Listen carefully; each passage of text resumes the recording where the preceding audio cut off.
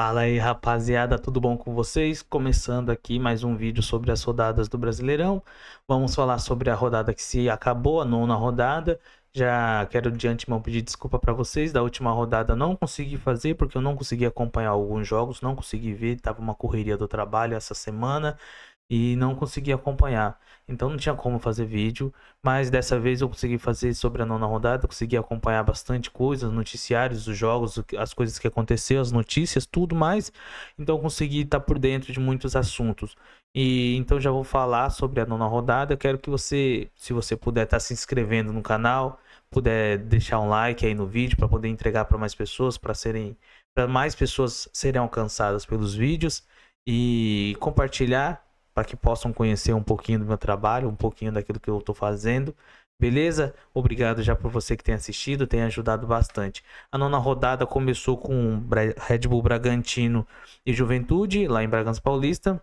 E o Juventude foi um pouco prejudicado, por quê? Porque o Juventude ele teve ali, logo no, ele atacou mais, jogou mais, procurou mais, foi um time que caçou mais. O ataque jogou melhor do que o Red Bull Bragantino, mas logo no começo o Elinho faz um gol ali aos 2 minutos. E depois tem o empate do Bragantino, onde o juiz ali, o Bandeirinha, anula o gol. Só que o VAR vai e salva o Bandeirinha, né? Porque era nítido que o jogador do Juventude estava em condição legal e estava bem para trás mesmo, assim, não estava nem um pouco à frente. Então, não sei aonde esse juiz conseguiu, esse Bandeirinha conseguiu ver o impedimento ali. Sorte que tem um VAR para salvar dessas cagadas, porque senão seria uma das maiores cagadas, porque estava bem atrás mesmo, não tinha como marcar impedimento ali. E o Juventude ele foi prejudicado porque já tinha acontecido a expulsão do Jadson, né, o lateral do Red Bull Bragantino, e o Pedro Henrique, o zagueiro do Bragantino, ele vem dar uma entrada muito forte no João Lucas, o lateral direito do Juventude, e pega só no tornozelo. Então não sei como o VAR não analisou isso, porque era cartão vermelho, aquele lance pro VAR analisar e expulsar na hora. Mas não sei, né, o que acontece. Às vezes não sei qual é o critério. Às vezes para uma partida tem um critério, para outra não tem critério, e assim vai. Mas fazer o que? A gente vai vendo aí. E então, aí no finalzinho, o Elinho faz um golaço que ali fecha ali a conta da vitória pro Bragantino, 2-1 Bragantino. Agora a gente vai pro jogo, acho que um dos jogos mais polêmicos por vários motivos, que é Fluminense 1, Atlético Goianiense 2. Uma disputa que já era um confronto direto, analisando a posição de ambos na tabela. Os dois liberando o Atlético Goianiense já na zona de rebaixamento e o Fluminense ali na beira ou então na abertura da zona de rebaixamento. Com 6 pontos estava. E o jogo começa bem, um pouco disputado. Fluminense atacando um pouco, Fluminense tomando as rédeas, direção como sempre, o futebol do Diniz, saída de bola, toque, posse de bola, isso, e tentar atacar em profundidade, assim, passado. Mas o Ganso vai lá e rouba uma bola e dá um golaço, mete um chute, um golaço de fora da área, um chutaço com a perna esquerda, gol. Esse jogo foi marcado também porque o Thiago Silva estava lá assistindo, e também é um pouco comentado pelo número de torcedores, 13 mil, galera. Não é um time qualquer, tá? Que o time tá numa fase ruim, mas é nesse momento que a torcida tem que abraçar o time, tem que ajudar. E outra, um time que acabou, ao que eu analisar aqui, uns 8, 9 meses, acabou de ser campeão da Libertadores. Não é um time qualquer, então sabe que o time é capaz de entregar, de render melhor. Será que a torcida não é capaz de apoiar? 30 mil, 40 mil pelo menos? Poxa vida, logo na primeira, no momento ruim, no primeiro momento ruim, ou nos outros já começa, sabe, não vai ver. A gente vê aí o Corinthians passando por uma situação praticamente parecida, e olha que o Corinthians não foi campeão, não é campeão já há muito tempo. Então não teve expectativa, a gente tem jogando mal. No último jogo aí meteu 46 mil, tá, era clássico, mas independente, quando tem tido outros jogos na arena, tava colocando lá 30 mil, 20 mil, 40 mil. E a torcida tá pegando, apoiando. Então, se a torcida não apoiar, os caras já estão ruins, os caras já estão numa fase ruim, é capaz de acontecer o pior, que é ser rebaixado, ser cada vez mais ir despencando, cada vez mais o anímico do pessoal também, psicológico, porque a gente vê que o Fluminense tá com o psicológico abalado. O time que tá com cabeça ruim. O Ganso mesmo já fez o gol, foi comemorar com o Diniz. Eu acho que em um sinal de mostrar, ó, nós estamos fechados. Toda vez que é assim, que o jogador faz o gol, ele vai correndo, vai comemorar com o técnico, abraço técnico, na maioria das vezes é para mandar um sinal, ó, nós estamos fechados, nós estamos com esse cara tá aqui com nós, estamos juntos. E aí o Luiz Fernando, no finalzinho, quando o Atlético Goianiense passou a atacar mais, foi lá e fez um golaço de escanteio, a bola veio pegando de primeira, sem chance pro Fábio defender, sem chance de defesa pro Fábio, e ali o Fluminense começou a tentar colocar mais jogadores, começou a tentar colocar mais coisas ali. O Diniz faz a substituição, colocando pessoas no ataque, John Kennedy, Isaac, Renato Augusto, nos lugares de Samuel Xavier, Keno e Alexander. Eu acho que para ver se consegue ter mais posse de bola e além, né, e conseguir atacar, colocando o Cano, que no ano passado ele estava numa fase muito boa, nos últimos anos ele está numa fase bem ruim. Não lembro da última vez que o Cano fez um gol. O Cano, ele não tem feito tantos gols, igual ele já começou outros campeonatos fazendo gol, que é uma das características dele, que é fazer gol, ser goleador, ele não está sendo.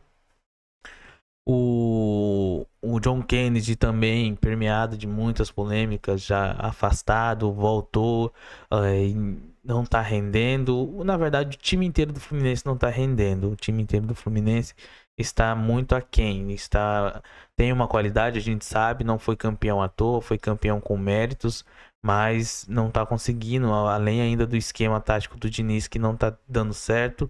E ali no finalzinho, nos acréscimos, o Matheus Zuleta foi e fez o gol, que sacramentou a derrota do Fluminense e a vitória do Atlético Goianiense. E ainda, terminando ali o jogo, o Felipe Melo, sem estrutura mental nenhuma, o cara lelé das ideias, pelo amor de Deus, vai e empurra o assessor do Atlético Goianiense. Não sei direito o que ele fez, mas o que dá pra ver nas imagens da transmissão é que ele passa, dá um pulinho, acho que para comemorar bem na frente, mas nada muito ofensivo.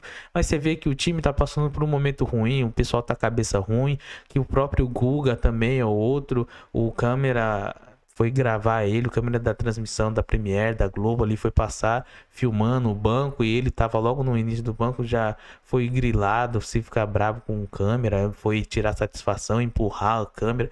Qual a necessidade? O cara tá trabalhando da mesma maneira que você tá trabalhando, é o serviço dele, ele tem que fazer, e não ofendeu a ninguém, ele só filmou o seu rosto. Se você tá perdendo ou não tá conseguindo, é por incompetência sua e do seu time, cara. Não tem que você ficar bravo com terceiros. Você entendeu? Não tem como você ficar ruim. Eu acho que você, torcedor do Fluminense, o que você acha desse time? Você acha que já deu pro Diniz? Não dá mais? Pode dar mais um voto de confiança? Eu acho que se não fosse a conquista da Libertadores, o Diniz já teria caído. Ele só tá tendo um pouco mais de tempo, porque no ano passado ele entregou um título inédito pro clube, ele junto com todo o time, mas só que a paciência já tem acabado. A própria torcida mesmo já não tem mais saco para isso, já perdeu a paciência demais e não tem mais nada contra ele. É a favor dele, que favorece na torcida. Já no dia seguinte a gente vai ter ali Atlético Paranaense contra Flamengo, onde teve muita reclamação do Atlético Paranaense na parte do juiz, da arbitragem, que foi o Daronco. E o Flamengo também vi alguns jogadores, alguns torcedores reclamando. Por quê? Porque o Flamengo, o Gabigol vai e faz um gol, né, que abriria o placar, deixaria 1-0, e eles reclamam falando que foi roubado. O time não foi roubado não, o Gabigol estava nitidamente, claramente em posição irregular de impedimento, então não houve roubo nenhum ali não. O juiz acertou, a bandeirinha acertou, o VAR também acertou, houve todas as recomendações, tranquilo. A arbitragem, o jogo em si foi um jogo bem legal, Flamengo com muitos desfalques, inúmeros desfalques, se não for me engano, acho que 13 ou 14 jogadores da base por ali, estavam relacionados ali para esse jogo, devido aos inúmeros desfalques causados pelas convocações da Copa América, porque o Flamengo tem muitos jogadores selecionáveis por vários países, várias seleções da América do Sul ali, né? Então, faltando ali, então O Tite até reclamou em alguns momentos, falando que necessitava ali de um jogadores, de plantel, de essas outras coisas. Mas aí não tem o que fazer, cara. Aí é a CBF, é os times se reunirem e reclamarem para paralisar o futebol nessas datas FIFA, nessas competições internacionais e outras competições. Sabe que vão demorar mais tempo, só que aí já tem aquela confusão de calendário, não tem espaço para depois colocar, então é uma confusão atrás da outra, não tem o que fazer, tem que pensar melhor, se unir, ver depois com a liga chegando, o que que vai ser, o que que vai dar, se essa liga vai sair. Mas o jogo em si foi um jogo muito legal. No finalzinho ali, o Fernandinho faz de pênalti. E o Atlético, que estava reclamando do antes, pedindo para que fosse dado mais tempo de prorrogação, porque eles não estavam jogando, porque teve muita parada e outras coisas, estavam pedindo mais tempo porque eles estavam atacando, querendo mais. Após fazer o gol, já começou a fazer cera, já começou, sabe? E ali reclamou logo no final, vem a reclamação do Cuca e de outros jogadores que, tipo, falando pro Daronco que era uma vergonha por ele ter aumentado o tempo de acréscimo em alguns momentos de cera. Cara, é normal. É normal, não teve nada, não foi até o Flamengo empatar. Eu sei que às vezes aparenta isso, porque é o nosso clube que foi prejudicado, porque ou a gente que tomou o gol, o nosso time, a gente como torcedor fica nervoso, fala, caramba, só rouba pro lado de fulano, ciclano, não, o timezinho ajudado, não sei o que. Mas não tem como, quando é contra a gente fica pé da vida, a gente fica uma arara, fica bravo, quer sair xingando, esbravejando, mas não tem como, cara. O time não foi prejudicado, eu acho que a arbitragem do Daronco também não foi ruim, mas é que sempre que acontece alguma coisa é mais fácil culpar a arbitragem, mas o jogo assim foi bom. Corinthians e São Paulo, eu já fiz uma análise aí, já falei, já no dia que aconteceu o jogo, logo depois que eu assisti, melhor assim que aconteceu o jogo eu já lancei. Eu vou deixar aqui o card no canal para você assistir, beleza? Vai lá, dá um like, compartilha, e ali tem bem melhor esmiuçado o que aconteceu nesse jogo. O que foi São Paulo e, né, Corinthians e São Paulo lá na Arena Corinthians, na Neoquímica Arena, 2-2, beleza? Vitória e Internacional. A primeira vitória do Vitória, o Vitória que ainda não vinha vencido, só tinha empatado 3 empates e nenhuma vitória no campeonato, foi lá e venceu o Inter. Abriu o jogo, logo no começo fez 1-0 com o William Oliveira, fez outro gol com o Alejandro, mas o VAR anulou, foi anulado. E ali no finalzinho do segundo tempo já, o Wesley para o Internacional foi e empatou. E no finalzinho, o Wagner Leonardo de pênalti foi e consagrou ali a boa atuação do Vitória. Um jogo melhor, Vitória onde procurou mais o gol, jogou de melhor forma, fazendo 2-1 e dando a primeira vitória para o time ali da Bahia. O Vitória fazendo 2-1 sobre o Inter e conquistando ali seu primeiro triunfo, né? E no outro, Criciúma e Bahia, houve um empate 2-2. O Criciúma ali saiu vencendo, jogando melhor, abriu 2-0, mas ali no segundo tempo o Everaldo, com assistência do Everton Ribeiro, diminuiu a vantagem, e Caio Alexandre fez outro gol ali, fazendo 2-2, dando empate. O Bahia, que tem jogado muito bem, que até o início dessa rodada ele era líder, estava na liderança, né? Estava ali vencendo, estava ali junto na liderança com o Flamengo, e agora ele continua ali no bolo do G4, é muito bom não perder. Bom, vamos assim dizer, levando em consideração todo o contexto do jogo, o time que estava perdendo de 2-0 consegue um empate fora de casa, um pontinho, muito bom, né? O Bahia, que tá o Rogério Ceni, o time ali em campo ali, guiado tecnicamente pelo Everton Ribeiro e outros jogadores, o próprio Caio Alexandre, bom jogador, tem jogado muito bem. Cauli e outros jogadores ali estão indo muito bem, um começo promissor de campeonato. Vamos ver se vão conseguir manter essa toada. Agora, a surpresa da noite, né, que é Cuiabá 5, Fortaleza 0. Nossa, que passeio. Eu, como torcedor do Cuiabá, não imaginava que isso poderia acontecer. Não sou torcedor do Cuiabá, só sou lá de Cuiabá e gosto muito do time de Cuiabá bem, porque fortalece ali a cidade onde eu moro ali, faz a cidade também respirar um pouco mais do futebol, levando para lá de times, né? Porque há muito tempo nunca não ia ter, não havia jogos assim. Tanto é que eu estou há um bom tempo longe de Cuiabá, não vou para lá, já tem uns 14 anos, 13 anos que eu não volto pro Brasil. Fui para passear e o Cuiabá não tava ainda na Série A. Eu sinto muita falta disso.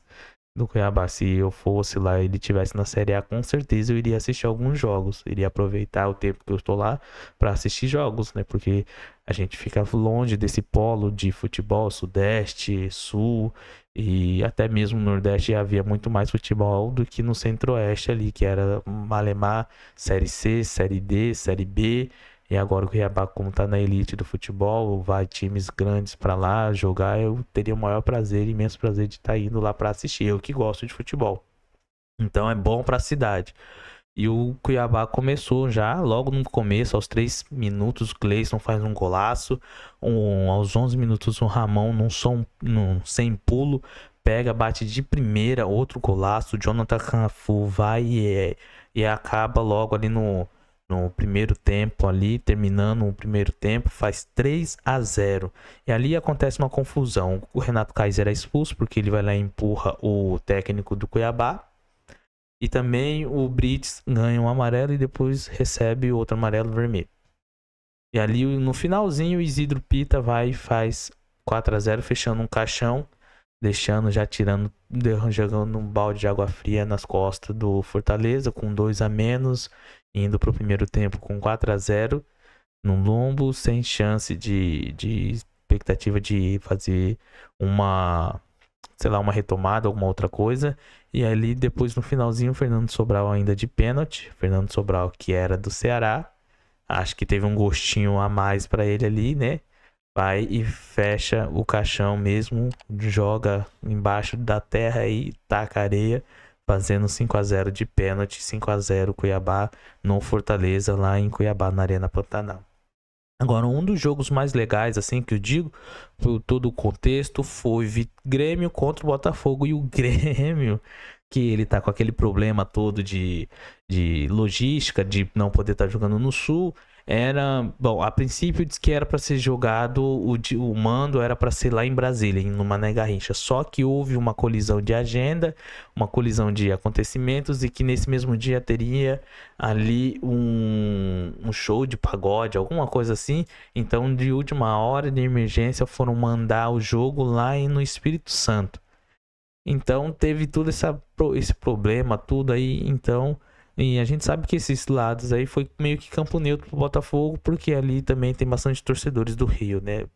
Bastante torcedores em Espírito Santo, Vitória, tem bastante torcedores de times do Rio, Vasco, Flamengo, porque eram os jogos que passavam, assim como no Nordeste tem bastante torcedores de Vasco, Flamengo, até mesmo de Fluminense, Botafogo, assim, eram os jogos que passavam antes no Brasil, mandado para todos o Brasil, campeonato carioca, né? Então, assim, adquiriu muitos torcedores.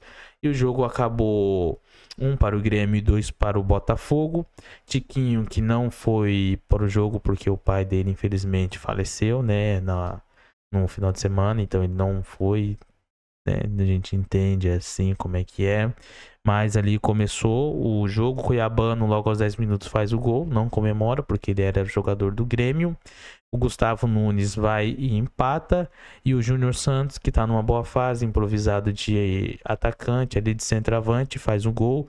E faz ali uma linda homenagem ao Tiquinho e ao seu pai, né, que faleceu. Mandando ali forças. E o Botafogo volta para a liderança depois de um ano passado inteiro, uma boa parte liderando o Campeonato Brasileiro. Então o Botafogo lidera. E no finalzinho ali do domingo, acho que um dos jogos mais chatos é o Cruzeiro e Vasco, 0-0. O Vasco com medo de perder, pra falar a verdade, não é nem com vontade de ganhar, mas com medo de perder, não jogando muito bem. O Cruzeiro sem o Matheus Pereira, que é o cérebro do time, que é ali o cara que define, dá os passes, que ajuda, que faz o time, a engrenagem do time rodar, não estava. Então a gente foi um jogo apático, um jogo sem graça. A torcida do Vasco já sei lá, já acostumada, mas indignada, sem se acreditar, filma a arquibancada, vê o time do Vasco, a torcida do Vasco com uma cara de tipo, velho, para isso que a gente veio assistir o jogo, que porcaria. Então, exatamente isso que aconteceu. E no final, ontem, acabando a rodada, para fechar a rodada, Atlético 0, Palmeiras 4, mais o Atlético prejudicado por conta da arbitragem. O Palmeiras, que não tem nada a ver com isso, foi e fez a sua parte, metendo gol com... Já começou o jogo com Aníbal Moreno. E aí, aos 30 minutos do primeiro tempo, o Hulk, ele sofre uma falta e ali ele reclama. Não sei o que ele... Eu acho que ele fala, oh, não é, demorou para apitar, alguma coisa falta, não sei o que. Ele já vira pro juiz e reclama, esbraveja. Ele que sofreu a falta, não foi ele quem fez a falta. Ele que sofreu, vai e leva um amarelo. E nessa indignação do Hulk, tá, o Hulk é chato pra caramba, o Hulk é reclamão, tá, não tem problema. Mas nessa indignação dele, ele pega e vai pra cima do árbitro com as mãos pra trás, meio que querendo peitar, sei lá, indignado. E ali ele leva outro amarelo e vermelho, expulso, e aí ele sai indignado, e aí vai render assunto pra ele a vida inteira. Ele vai se chamar de perseguido, vai postar. Mas ali ele tem razão, ele não fez nada. O árbitro quis aparecer às custas dele, sabe que ele é um jogador chato, sabe que ele é um jogador marcado, sabe que ele já teve confusão com outros árbitros, os outros árbitros conversam entre si. O Daronco já teve a confusão com ele, essa questão do Daronco, de quem lembra do Hulk e Daronco. Então tem todos esses problemas, e ali o Galo passa a ficar com um jogador a menos, a sua referência no ataque, e um jogador a menos, perdendo de 1-0 no primeiro tempo. O técnico ali tentou, o Gabriel Milito tentou ali fazer tentou trocar jogador, tirou o Igor Rabelo, colocou o Alisson para ver se mexia em algum estilo de jogo, mas ontem o Estevão estava demais, jogando muita bola, craque. Foi pênalti para o Palmeiras, o Piquerez cobrou, fez gol, Estevão com um golaço, um senhor gol, um golaço. O Estevão, que já está vendido para o Chelsea, né, 60 milhões de euros, um golaço no ângulo, uma batida seca de esquerda, ele vem cortando, vem jogando pela direita, corta para a esquerda, quando chega no biquinho da grande área, mete um balaço de esquerda, abrindo ali 3-0, e no finalzinho, Manuel Lopes, né, o Flaco Lopes, vai lá e faz o quarto gol, encerrando ali uma goleada histórica, né? O Cruzeiro, que mexeu com o Dudu, e o Palmeiras vai e bate ninguém, bate no Galo, não importa, é tudo da mesma família, tudo de Minas. Mas ficou assim, a tabela do campeonato, vamos ver aqui como é que tá a tabela. Na liderança, o Botafogo, o Flamengo em segundo com 18, o Bahia também em terceiro com 18 e o Atlético Paranaense com 17. Palmeiras com 17, São Paulo com 15 em sexto, o Bragantino com 7 em sétimo com 15 pontos, o Cruzeiro com 14, o Atlético Mineiro com 13, ambos com um jogo a menos. Aí vem o Inter com 2 jogos a menos em décimo com 11 pontos, o Juventude com um jogo a menos e o Fortaleza também com um jogo a menos em 11º e 12º com 10 pontos, o Atlético Goianiense em 13º com 8 pontos, Cuiabá em 14º com 7 pontos, com 7 pontos também o Vasco e o Corinthians ali no finalzinho, antes da zona de rebaixamento. O Grêmio, que possui 2 jogos a menos, então, e o Criciúma também com 6 pontos, ambos em 17º e 18º, mas os dois possuem 2 jogos a menos. E ali, já quase na lanterna, Fluminense e Vitória, os dois com o mesmo número de pontos, 6 pontos e mesmo número de gols. A diferença é o mesmo número de jogos, a diferença é o saldo de gols, que o Vitória tá com -7, o Fluminense com -6, então já é para ligar o alerta. Espero que você tenha gostado aqui, valeu, se inscreve aí no canal, é nóis.